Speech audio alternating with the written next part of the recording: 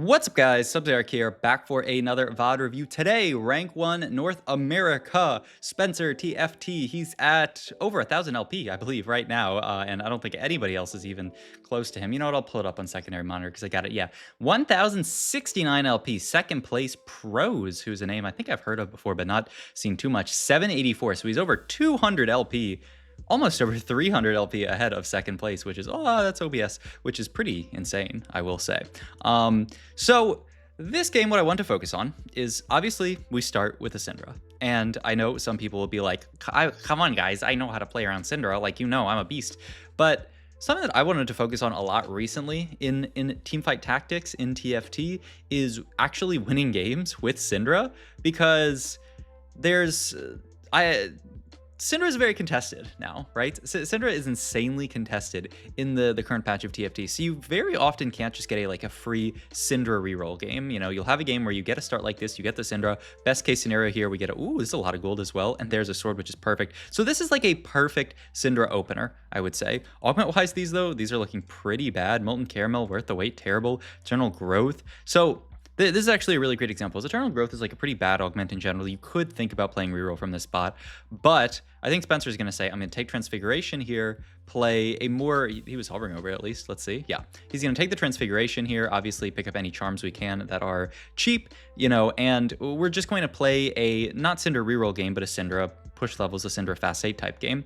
And this is something that I really want to focus on, because optimizing the fast 8 Syndra line, I think, is really interesting. I think this is a line that there's a lot of work that can still be done with it. There's a lot of stuff as far as capping out your board, as far as different variations that you can play. Usually you want to lean towards this Vanguard setup like we're leaning towards here, but there are even like shapeshifter angles. I played a shapeshifter angle yesterday in the boys' Dark Phoenix Pinnacle, something like that, Dark Fire something, and it actually went surprisingly well. If you can get to like something like a Nasus later game, you can actually do a lot of work with the shapeshifter version. But as you can see, scout around the lobby. How many Syndra players are there? There's at least 3, including us, maybe a 4th. We'll see. This guy's Flexible Arcana, which is pretty gross. But yeah, I want to focus this game around capping out, around winning out games, just because I personally, I don't know about you guys, but I've had a lot of trouble just winning games in TFT recently. I'm the, you know, my Twitch chat makes fun of me as the 3rd merchant, and yesterday I did a lot of seconds, so I'm the 2nd merchant. But winning games, it feels like you need an absolutely insane spot to actually win out a game in current TFT, and so that's what I wanted to focus on this game, is how Spencer plays for high cap and how Spencer, you know, does well late game, because it's also really interesting this set. Ooh, this is also an interesting decision as well. He said, you know, I already won those 2 fights. I'm actually going to make my board a little bit weaker, it looks like, just to keep the Eldritch to play here. Wow, I'm a little bit surprised by that play there, but I think his idea is that, I mean, obviously he wants item components off Carousel. This is something that I kind of wanted to talk about as well, is that he really wants a bow off Carousel if he can get one, and that is a 1-cost bow, so maybe we can pick that up, but it's kind of hard. Bow is like one of the most you know, sought after components. Yeah, we're actually just going to pick up Tier here. Does he make Adaptive here?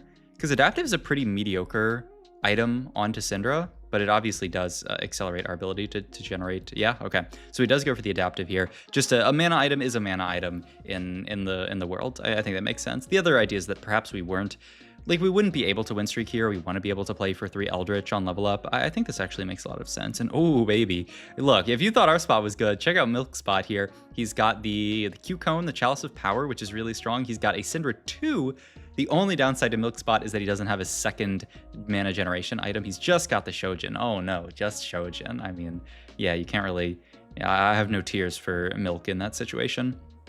But yeah, I think so much of playing around Syndra is figuring out, one, like how contested you are in this game, and almost every game we are going to be a million way contested. You do get like, you know, 1 in 20 games, 1 in 10 like Syndra games, you end up with the spot where just like you look around and oh my god, nobody else got like a mana item or something like that, and like maybe I can actually play uncontested Syndra, and then still like people pivot into it, but sometimes you can still just go for Syndra 3 just because your spot's a lot better, just because you have... That looked really weird the way that I'm like itching the back of my neck, but it like, this is like a weird like optical illusion almost, you know?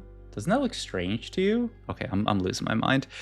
We are fighting minions here. It looks like it looks like Spencer didn't do the kind of tech that a lot of people are talking about, but because Syndra stacks on minions, you can bench some of your more damage dealing units, play just like a bunch of Vanguards, and try to get her to get as many stacks as possible on minions. So something to think about as well that you can do with Syndra if you want to optimize for it. Belt open here. Ooh, double Wukong could be, and oh my god, full Gnasher's Tooth. I mean, you will certainly look to slam that. Boom, there's a Syndra as well. We finally get our item component off Transfiguration. It's a sword, which is actually pretty bad because I don't know what this sword's going to become later down the line. And ooh, the 3-1. Okay, so this is already pretty interesting from Spencer. Is he saying, I want to get ahead of all these people who are going to 3-2 it with this comp. I'm just going to roll it at 3-1 here, go 6 and start rolling. I'm also rich enough to actually do this. This makes a lot of sense. Okay, so like already I think this is a nice little tech. The 3-1 level and roll, if you are rich enough for it, instead of the 3-2, you can potentially roll before a lot of the Syndras, Gallios, stuff like,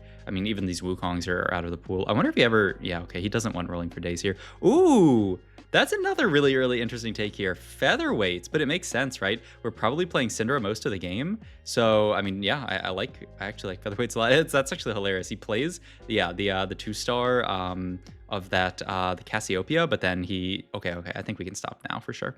He plays the 2-star Cassiopeia, but then the second he finds a Nami, he's like, okay, I'm playing Nami. We sell all of this stuff, and this is our board. We picked up a Thomas Kench to play around. We have the Syndra 2, which is really big. I love this 3-2 roll down. I think he actually rolled down, he rolled a lot of gold, but the second he found the Syndra 2 and the Galio 2, he decided that's enough, and then he opted to play around the 3 Eldritch with the Nami, which I think makes sense. Nami fits really nicely onto this board. You can even fit 3 Mage later. We can even just fit it on level up once we get this Vex in, who's usually the mage you play. And we're coasting towards the very classic 4-cost Syndra board, where you play Syndra. We're going to play Karma and Nami as sort of duo carries. We're going to play this Vex that's going to fill out all those synergies really nicely. And then we're going to play 4 Vanguard probably for most of the game. 4 Vanguard is really strong. You can think about cutting 4 Vanguard later because stuff like the Rumble is like, you know, he doesn't really do much synergistically other than make 4 Vanguard. But 4 Vanguard is very good. I guess this sword's going to have to end up being a Shojin in this spot for Nami. Makes sense. We also really want to pick up some other frontline, just a frontline item here. So yeah, I think the cloak is quite smart. I mean, we really don't want to have a glove here. I guess maybe it could be a TG, but yeah, I wouldn't really want a glove in this situation.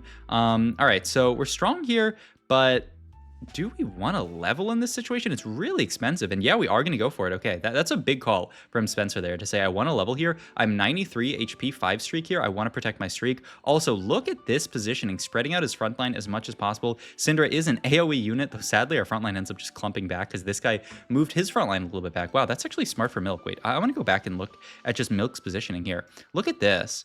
Wow, this is so smart for Milk. This is really interesting. So he rolled a Gargoyle here. So one, he wants to just play for Gargoyle value, but the other thing is all these units are going to come clump around this Rumble. So not only are we getting Sunfire value, but then the Syndra is also going to get really good AoE value, right? Because she's getting AoE here, like she's getting AoE on everyone. That's so smart for Milk. Okay, so that's really, that's one of the things where like, if you're playing like a Wukong solo frontline, like that's something that you can do where if you're solo frontlining him, then the entire enemy frontline is going to come up and clump around, and then you're going to get value on hitting the entire clump. So smart stuff here. Ooh, this is really smart as well, realizing that we're about to get our next item here, so we might as well just roll for a Charm here. Also, Charm can potentially allow us to win streak. That's one of those things about Charm. Now that we're not playing a Syndra board, we are going to re-clump our units. No, we actually are playing Syndra board here, but this might actually not be one that's at 30 stacks yet. It is a Syndra 1.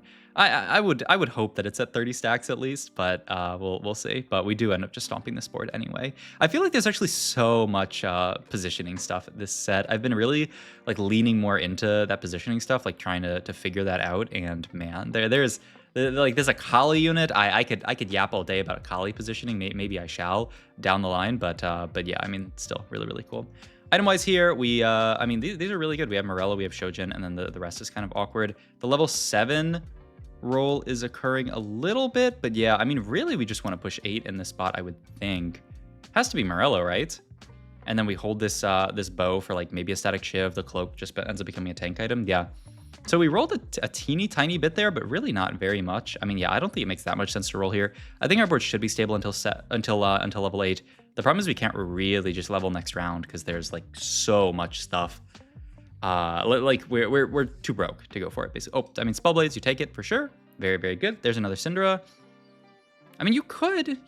Yeah, I don't like leveling here. Oh, okay, we are gonna level here. All right. I mean, it's really close. We do end up picking up a Xerath here, which is big. Camille can, once again, talking about flexibility, Camille can certainly fit on this board, but I don't think we're fitting her right now. We don't even have the Karma yet, so I think this makes sense. And I mean, yeah, the Xerath in early is going to really, really help us pick up good charm. So yeah, we do opt to 4-2 in that situation. Interesting. I mean, really, really poor, right? But we opt to 4-2 it just because it's like there's so much value in 4-2ing it, right? And if you, it's just in current meta, if we wait too long to 4-2 it, there's a very high chance that we're just gonna be in a terrible, terrible spot. So I think that makes sense.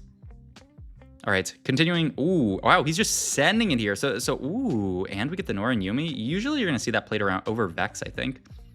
That's we were actually talking about this in our Discord earlier. Oh, and we're just not even gonna play it over the Vex. He would prefer, wow, that's really interesting, actually. He would prefer to play Vex here over the Nora and Yumi. That's actually shocking to me, especially because we don't even have a Karma on the board, right? So it's just Vex as Vex. That almost seems like a mistake to me. I am really surprised that he actually did that. Okay, with Bow open here, Static Shiv is certainly an option. We do have the Cloak open here for maybe like a Declaw. It looked like he kind of wanted to go for, but that was weird because it looked like he was going to go to the other side and pick up the Shiv, but then when that got taken, he like took a second, but whatever. Continuing to roll down here. So another thing that we can sort of like get from Spencer's gameplay is that he really, really likes to roll deep on spots like this and find all of his upgrades. I think this actually makes like a lot of sense. And sorry, let me hop into this lobby because this is probably my lobby for tournament that I'm about to play in. But I wanted to record a video for you guys before we got too far. But yeah, like one of the things that I wanted to sort of like talk about here, and that I think is really interesting about this comp, is just like figuring out like that Vex thing is crazy to me, that he opted to not play the Vex, is those little optimizations. But yeah, it also makes sense that we're rolling so deep on 4-2 and just throughout the rest of the stage. We really want to be as strong as possible. And the other thing I want to talk about is just HP preservation in current year, in TFT set 12. What is the set called? Magic and Mayhem. HP preservation is so important for late game, and you see what Spencer did this entire stage. He said, I don't care about econ, I don't care about going 9, I'm rolling to 0 every round and trying to save as much HP as possible and find these upgrades and find charms. Not only am I finding charms that are good for my transfiguration so that I can get another item, but also I'm saving HP, because so easily, late game, you can just lose out. You can just lose for free if you are playing just like standard TFT. So he's gonna go for the BT plus the Declaw here. I mean, Declaw is so good. We have Burn if we want it. There's Tahm Kench too, but still, yeah, just this really deep, just rolling it to 0 every single round. Gonna position perfectly for the Unstable Treasure Chest. Move the Declaw and the BT over to Tahm Kench. Not something you see every day, but we don't even have a 2-star Mordekaiser, so I think that makes a lot of sense.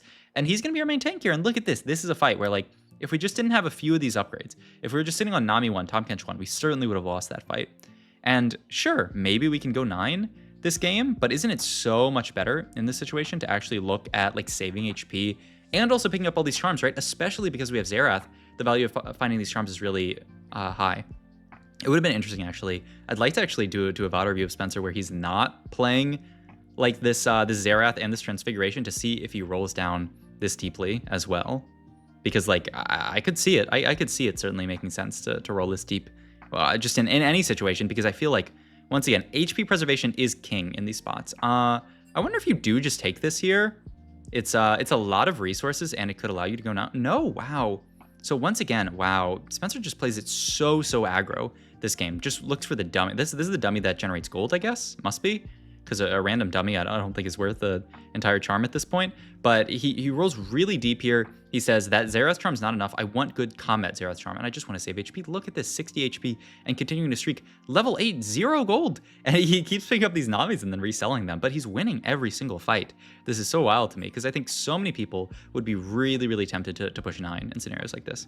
I think we're looking for Xerath item here, because I mean, I guess you could take the Sterex for, yeah, but now at this point we're just looking for GS Xerath. I think that looks really good. And if we get another item, hopefully it can be a tier item for Xerath off our Transfiguration. This guy also is getting a huge cash out from their Sugarcraft, which is kind of another thing that we need to roll, is be as strong as possible. So maybe we can either kill that guy or save enough HP that we don't die to that guy, because that guy, oh my god, was that the flexible guy? He got 3 Sugarcraft spats? I mean, that's disgusting. All right, Fighting this board, wow, the Nami clump with the ult actually did a ton of work, and then another Nami ult here. It's still blowing me away how we're level 8-0 every, well, 10 really, every single round, and we're still stomping stage 5. Like, these fights do not look close at all, but it makes a lot of sense. We're investing in this Syndra. That is a huge charm to pick up, by the way.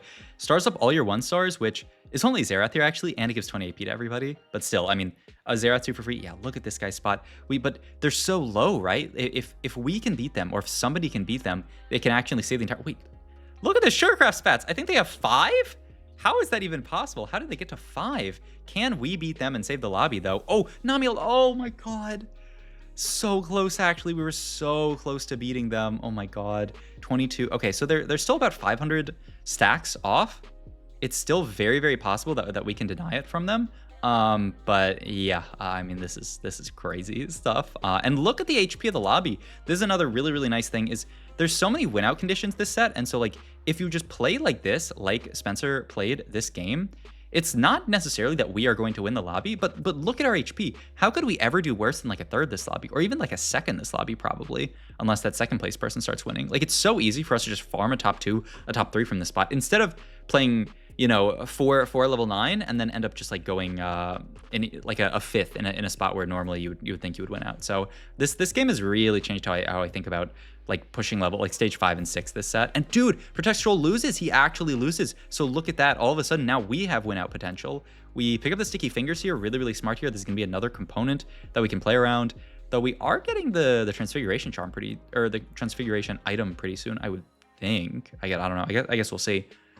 But yeah, I mean, this looks good. We're fighting Kassadin. Tends to be an okay matchup for Syndra once you get a lot of stacks because you can blow through the Kassadin, and this fight is really close. Oh my god, we actually get the sword off Sticky Fingers, but it's not enough to win that. So it's just us versus this player. Camille 2 is horrifying. We do pick up, I think that was the Yordle one where your units dodge, which is nice. And now he's looking going 9, right? He's saying, okay, at this point, I have to outcap this guy by pushing levels. I'm not gonna win any more fights. They're not like readying it up, huh? Yeah. Okay, we're chill. We were fighting this board. Yeah, it looks like we're still losing before going, like we need to go 9 to outcap this board. And it's really, really cool how that switch up happens for Spencer, where the second he needs to push levels to win out this game, he says, okay, you know what? I'm not like rolling all of my gold anymore. I'm just rolling for charm. Oh, the world is a lot of gold, but it's pretty bad from a combat charm perspective. I don't think we can pick this up. We're 22 gold here. So yeah, we opt to level here. We level, we get the Karma in, who's a big addition to this comp. We've talked about this. This is the last unit that you tend to fit in on this board. And the idea here is that we were probably losing this fight, though Karma is a big upgrade, so maybe she's enough to swing it. No, ooh, really close. But we're gonna live. Now we have really high odds of finding a Xerath charm here, and we just need to find a decent one. Salvager is really bad, though. I mean, do you sell the Karma and roll twice? Oh, I mean, don't you have to? Does he thinks, wow, he's going to go for it. He's just going to say, you know what? I'm going to win this fight. I am going to win this fight because there's no way if I roll to 0 here, I'm just dead. So I have to just play to try to win this fight here. I mean, I think it makes sense. A really close fight. The Nami bubble. Oh my God. And he does. And now it's just a final fight. Wow, that is so crazy. He said, like, even if I sell this Karma and roll twice, like I'm never finding a charm that like does enough for 1 gold. I think he might have had 2 gold, which could have been some of the ones that like the Aftershock one would have been solid. But he said, you know what? I'm not going to have enough gold if I go for it. I'm just going to go for it. And now we have 1 more fight, and I just have to win this. I just need a good charm here. 5+ odds, no. Back row, lightning dummy. Huge, huge, huge. This is one of the best ones that you can get. Sending it now for Karma 2. No Karma 2 here. Double Shojin for Xerath, probably. Yup, looks good. And this is the last fight. Is the lightning dummy enough to win this? We're actually on kind of the opposite side of these treasure chests, which is really good. They're not going to proc for a while. Good ult from the Xerath.